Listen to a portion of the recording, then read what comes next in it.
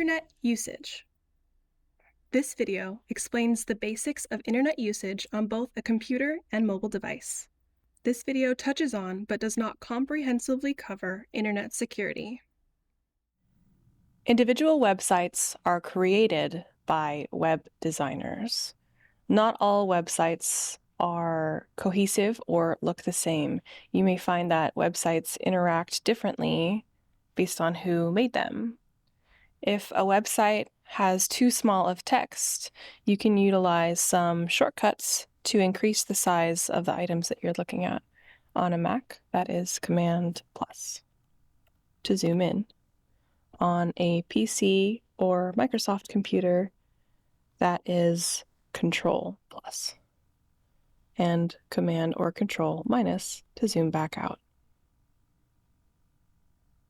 The window we are looking at includes the option to have multiple tabs.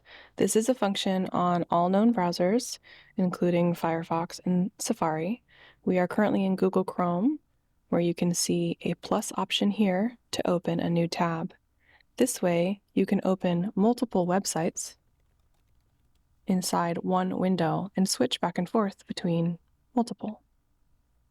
Be careful when using multiple tabs, as it is easy to close websites you're currently using.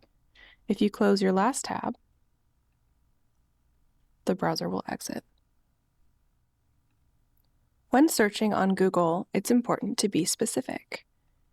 Normally, Google can track your location, but if you have that function turned off, it may be helpful to enter the city you are trying to search in. For example, grocery stores, Honolulu.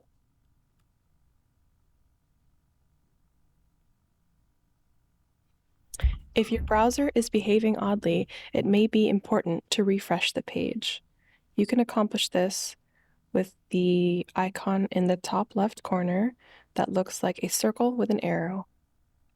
This will reload your page and can help especially if your internet connection is spotty. When Google searching on an iPad, it can be nice to use the Google app.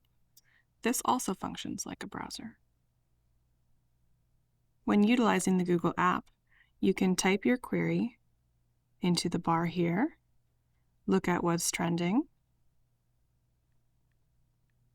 When you start to type, it gives you options to complete your search query, so you don't have to type in a whole statement. You can also utilize the microphone function to speak your search query.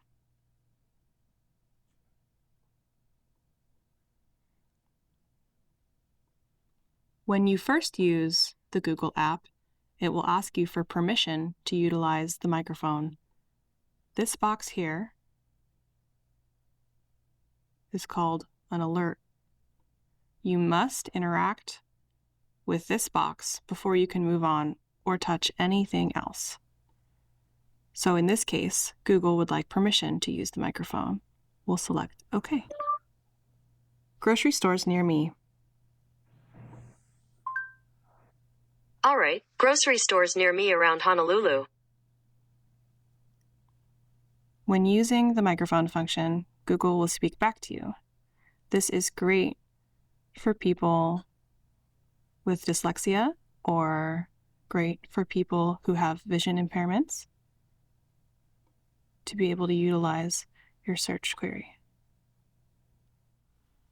We've all heard of pop-ups. Pop-up windows can occur on websites that include spam or want to install a virus on your computer. The best way to escape a pop-up is to quit your browser.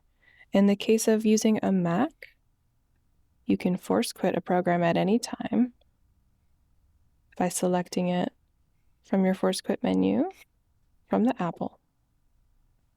Select the program you'd like to quit and press force quit.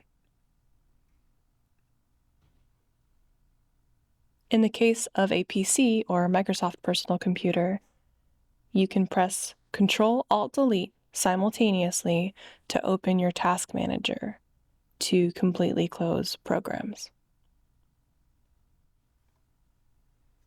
On an iPad, the best way to quit a program is to open the app switcher. How we do this is by double-clicking our home button. When you double-click the home button, all your recent apps will open, and you can quit them by swiping them to the top.